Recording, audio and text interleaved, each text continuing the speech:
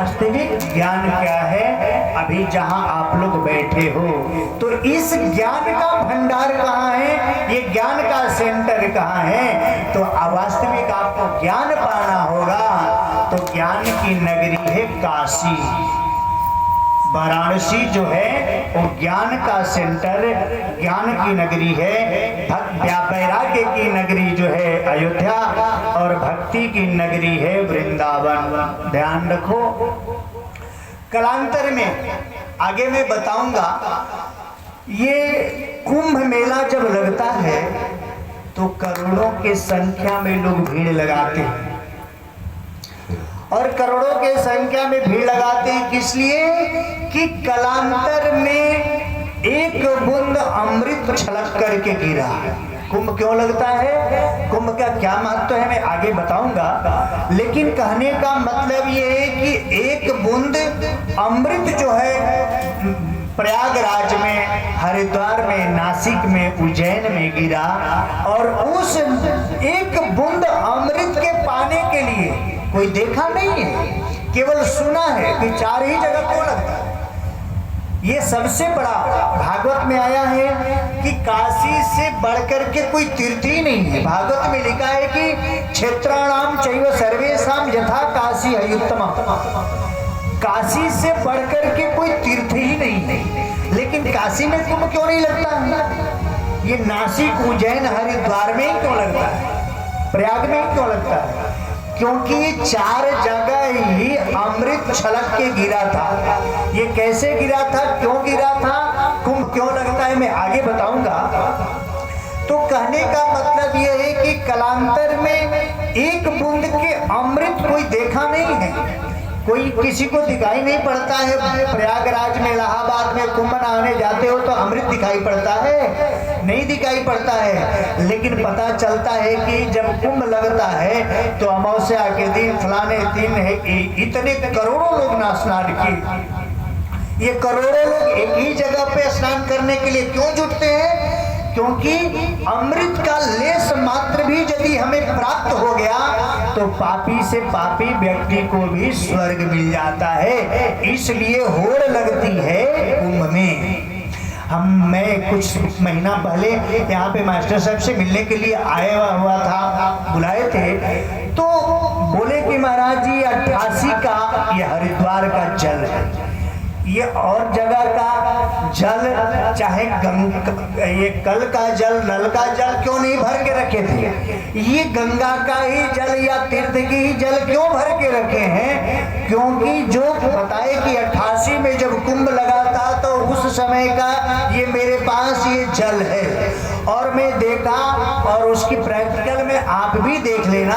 88 से सोच लो कि कितने वर्ष हो गया, 32-34 वर्ष का जल में एक भी कीड़ा आपको दिखाई नहीं पड़ेगा, ये आज भी उनके पास। तो कहने का मतलब क्यों, क्योंकि एक एक बूंद में अमृत का वास है, और अमृत हम सुने हैं कि गंगा का जल जो है मोक्षदायिनी है, वहां पे कुंभ लगता है तो ये अमृत है, लेकिन अमृत दिखाई तो पड़ता नहीं है। लेकिन सुने सुनाए को पाने के लिए करोड़ों के संख्या में एक जगह जुटते हैं। लेकिन ध्यान रखना कि यदि आपका विश्वास है, श्रद्धा है, तो वहां पे प्रयागराज में जैसे त्रिवेणी है, गंगा जमुना सरस्वती, उसी तरह से हमारे भागवत में भी त्रिवेणी है। कौन कौन सा, भक्ति ज्ञान वैराग्य का। तो वहां पे जाओगे, कुंभ लगेगा तब, लेकिन सबसे बड़ा महाकुंभ ये है कि आपके दरवाजे पे ये आज से भक्ति ज्ञान वैराग्य रूपी त्रिवेणी नदियां बह रही है। अब आपके ऊपर डिपेंड करता है कि आप इसमें कितना गोता लगाते हो। जितना गोता लगाओगे ज्ञान रूपी सरोवर में, उतना ही आपके जीवन का पाप क्षय होगा और वैकुंठ धाम की कुर्सी रिजर्व होगी। ये यदि विश्वास है तो आज से सारे तीर्थ, सारा धाम, सारा देवी देवता 7 दिन के लिए बुलाना नहीं पड़ेगा। जहां पे सभी देवताओं से श्रेष्ठ अभी आपको सुनने को मिलेगा कि लोगों के मन में उठता है ना कि कौन देवता को बड़ा माना जाए, काली जी को कि दुर्गा जी को कि ब्रह्मा जी को कि शिव जी को, विष्णु को, किसको बड़ा माना जाए। तो अभी इसमें पता चलेगा कि सबसे बड़ा देवता कौन है। आज जब घर के मुखिया पहुंच जाए जहां निवास करने के लिए, तो उसका परिवार तो वहां पे चला ही जाएगा। तो उसी प्रकार से भक्ति ज्ञान वैराग्य रूपी सरोवर में गोता लगाने के लिए आप लोग के ऊपर है, यदि श्रद्धा है तो विश्वास पूर्वक। ये जरूरी नहीं है, ये ध्यान रखना, ये जरूरी नहीं है कि जो कथा करवा रहे हैं उन्हीं को फल मिलेगा। जरूरी नहीं है कि उन्हीं को फल मिलेगा। जिसका जैसा भाव, जिसकी जैसी श्रद्धा, और उसी को ये प्राप्त होने वाला चीज है। इसको जबरदस्ती कोई खरीद नहीं सकता। ये जरूरी नहीं है कि मैं कथा करवा रहा हूं मेरे को ही फल मिलेगा। मेरे अंदर यदि इसको एक ही वस्तु के से बस में किया जा सकता है, बाकी ठाकुर जी को किसी वस्तु को लोभ आप नहीं दिखा के बस में कर सकते हो। केवल एक ही वस्तु के बस में होते हैं। इनको क्या पसंद है? निर्मल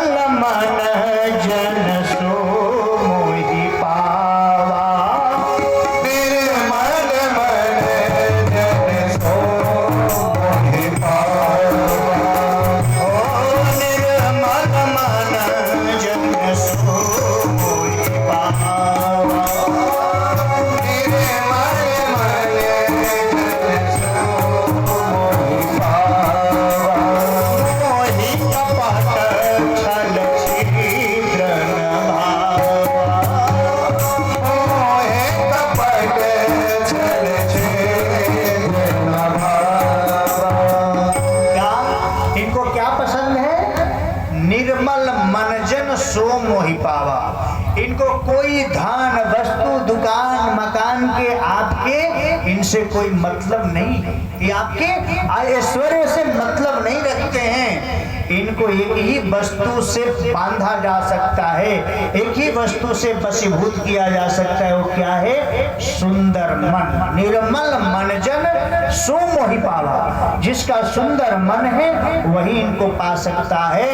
मोहि कपट छल छिद्र न भावा। इनको कपट छल छिद्र बिल्कुल पसंद नहीं है। इसलिए इनको पाने के लिए केवल आपको कोई वस्तु लेकर के नहीं, एक ही वस्तु लेकर के आना है, सुंदर मन। और जो सुंदर मन लेकर के आएगा उसे अवश्य ये प्राप्त होंगे और उसे अवश्य फल मिल जाएगा। लेकिन और ये ध्यान रखना, 7 दिन में ये कहा गया है कि जिसकी जैसी मन स्थिति होगी वैसे ही फल प्राप्त होता है। भागवत सुनने वाले को कैसा होना चाहिए इसमें बताया गया है। संकल्प 2 प्रकार के होते हैं, आप लोग ध्यान में रखिएगा आगे के लिए कि संकल्प 2 प्रकार के होते हैं, एक सकाम और दूसरा निष्काम। तो सकाम का मतलब होता है कि भागवत में इसलिए सुन रहा हूं कि मुझे बेटा चाहिए, धन चाहिए, दुकान चाहिए, मकान चाहिए। तो भगवान कहते हैं कि ठीक है चाहिए तो दे करके पीछा छुड़ा लेते हैं कि दे करके इसे पीछा छुड़ा लो। ये सकाम हुआ। और निष्काम का मतलब होता है कि मुझे कुछ भी नहीं चाहिए। और यदि कुछ भी नहीं चाहिए तो भगवान याद करा के देते हैं कि सुनो, तुम्हारे घर में बेटा की भी कमी है, दुकान की भी कमी है, मकान का भी कमी है, और एक एक चीज याद करा करके वो देते हैं। और यदि मांग करके आओगे कि मुझे बेटा चाहिए तो बेटा ही दे करके पीछा छुड़ा लेते हैं। और बिना मांगे आओगे तो एक एक वस्तु जो आप भूल भी गए हो कि मुझे और क्या चाहिए था, उसको भी ठाकुर याद करा करके देते हैं। इसलिए कथा सुनने के प्रति ये हमारा भाव होना चाहिए कि मुझे नहीं चाहिए। जैसे छोटा बच्चा माँ से कुछ बोलता है क्या कि जैसे दूध पिया बच्चा, माँ बच्चा को जन्म देती है, वो बच्चा मुंह खोल के बोलता है कि मुझे दूध चाहिए या प्यास लगी है या भूख लगी है, लेकिन उसके भाव को, उसके रुलाई को माँ समझ जाती है कि इसे प्यास लगी है कि भूख लगी है। उसी तरह से हम सब परमात्मा के सामने उनके बच्चे के जैसे हैं, और यदि निष्काम भक्ति लेकर के निष्कपट जाते हैं तो ठाकुर जो है अपने आप को ही समर्पित कर देते हैं। देखो शिव जी में और इनमें जिसकी कथा सुन रहे हो, ये दोनों में अंतर क्या है। शिव जी की यदि पूजा करोगे तो तुरंत जो मांगोगे वो दे करके कहते हैं कि जाओ, पीछा छुड़ा लेते हैं, लेकिन दे तो देते हैं लेकिन तुरंत फंस भी जाते हैं। और जब फंसते हैं तो उस दलदल से निकालने के लिए फिर इन्हीं को पुकारते भी हैं कि मेरे को बचाओ।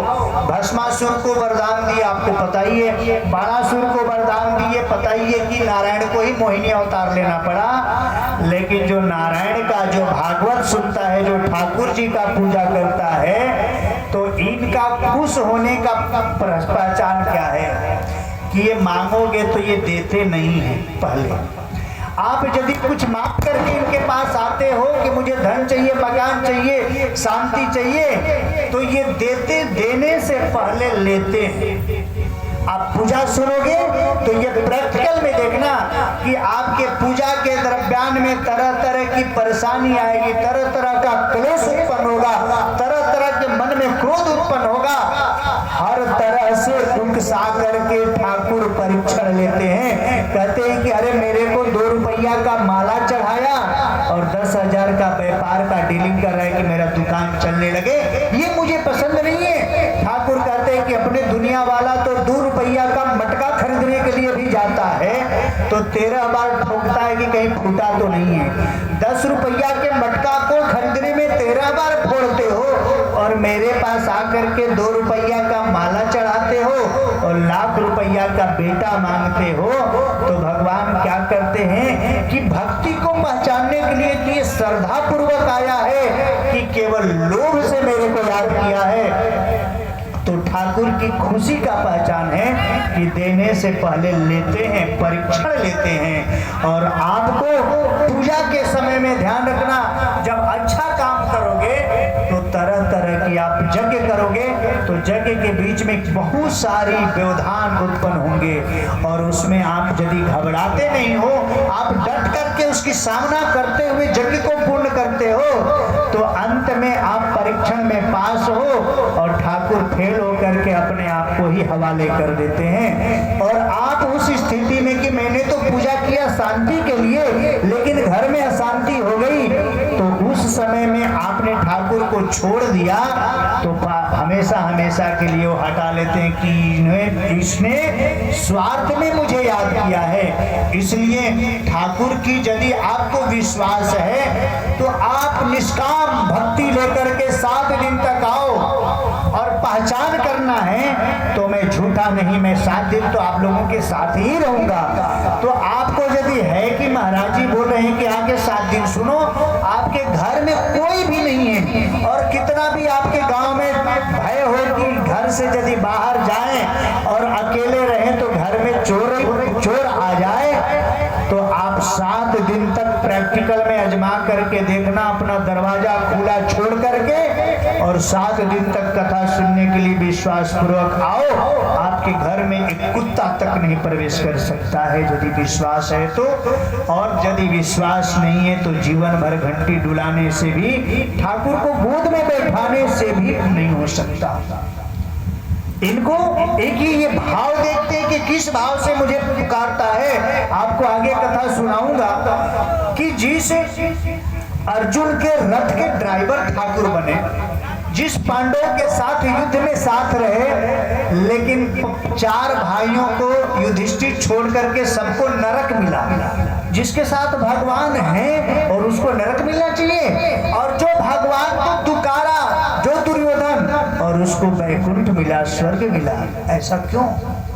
भगवान को चाहे कितना भी छाती से क्यों न लगा लो, गोद में बैठा लो, भगवान को सामने रखने से इनको दिखावटीपन नहीं है, इनको शत्रु ही बना करके क्यों न भजो। लेकिन इनको भाव पसंद है। हम लोग थोड़ा सा, मैं आप लोग का समय ले रहा हूँ लेकिन विषय पे ही सुनाऊंगा। हम लोग तो बातों बातों में कहते हैं कि अरे रावण का तो अभिमान ही नहीं रहा, रावण इतना अत्याचार किया, उसका घमंड ही नहीं रहा और उसका विनाश हुआ। ये एक बात को आज ध्यान में रख लेना, ये थोड़े तुच्छ प्राणी हमारे आपके जैसे, थोड़ा जिसको अधूरा ज्ञान है वही ऐसा शब्द का प्रयोग कर सकता है कि रावण का अभिमान के कारण नाश हुआ। ना रावण के नाश करने का सामर्थ्य राम में नहीं था। जो तीनों त्रिकालदर्शी, भूत भविष्य वर्तमान, दूसरे के बताने वाला कि किसके का साथ क्या होगा, वो अपना भविष्य नहीं जानता था क्या? लेकिन जिस रावण को हम लोग कुदृष्टि से देखते हैं, उस रावण के जैसा उदार प्रवृत्ति का कोई नहीं हो सकता। रावण ये मत समझना कि सीता का ही हरण किया है, अपनी मुक्ति बनाने के लिए, वैकुंठ पाने के लिए लक्ष्मी के समय से ही, सतयुग के समय से ही पड़ा था पीछे लक्ष्मी को हरण करने के लिए, लेकिन लक्ष्मी को हरण नहीं कर पाया तो सीता तक उनके 3 पीढ़ी से पीछे था। कारण क्या है कि आप लोग को मैं बता दूं कि उनके दादा रघु जो है, एक बार अपना संध्या कर रहे थे और संध्या करते समय में एक उनके सामने से गाय जा रही थी, राम के दादा, और उनके सामने से गाय जा रही थी। वो पूजा पे बैठे हुए थे, आचमन कर रहे थे और इतने में एक शेर जो है गाय को देख करके दहाड़ लगा के गाय को मारने के लिए आया। रघु सोचे कि अरे मेरे सामने एक गाय की हत्या हो जाएगी, ये मेरे ऊपर को हत्या का दोष लग जाएगा। इसलिए रघु ने जो आचमन कर रहे थे, आज आप लोगों को भी पंडित जी 3 बार जल पिलाए ना, आचमन कराए, तो आचमन कर रहे थे और देखिए कि शेर दहाड़ करके गाय पे पड़ा। रघु जो है अपना जूठा जल अब वह जो है शेर के ऊपर फेंक दिए और जूठा जल के माध्यम से वो शेर वहां पे मूर्छित होकर के, बेहोश होकर के गिर पड़ा और गाय चली गई। गाय का जान बच गया और शेर बाद में होश में आके गया। गोहत्या से बचा लिए तो बैठ करके कुछ ही दूरी पे दशानन देख रहा था। बोला कि अरे जिसके जूठे जल में इतनी शक्ति है, वो यदि अपने हाथों से शस्त्र उठा लेगा, जो अपने हाथों से शस्त्र उठा लेगा फिर क्या होगा? जिसके जूठे जल में इतनी शक्ति है, ये क्या हो गया? श्रीमन नारायण नारायण नारायण, श्रीमन नारायण नारायण नारायण, लक्ष्मी नारायण नारायण नारायण, लक्ष्मी नारायण नारायण नारायण, श्रीमन नारायण नारायण नारायण, श्रीमन नारायण नारायण नारायण, बद्री नारायण नारायण नारायण, बद्री नारायण नारायण नारायण, श्रीमन नारायण नारायण नारायण, लक्ष्मी नारायण भगवान की जय। दशानन देखा कि अरे जिसके जूठे जल में इतनी शक्ति है कि शेर को बेहोश कर दिया, तो अपने हाथों से यदि शस्त्र उठाएगा तो फिर क्या होगा? और वही रघु की कुंडली को देखा दशानन, उसे दिखाई पड़ा कि अरे इसके तीसरी पीढ़ी में तो साक्षात नारायण